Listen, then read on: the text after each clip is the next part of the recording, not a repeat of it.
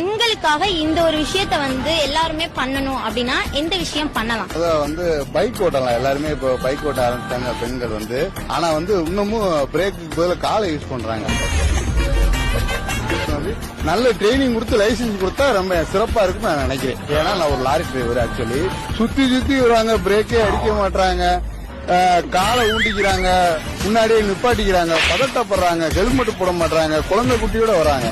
அவங்க டிரைவிங்களுக்கு கொஞ்சம் இன்னும் எக்ஸ்பீரியன்ஸ் வேணும்னு நான் நினைக்கிறேன். பெண்கள் ஆண்கள் எப்படியாவது வளர்ச்சி நினைச்சு போயிறாங்க. பெண்கள்னால எனக்கு பெரிய இம்சையா இருக்கு.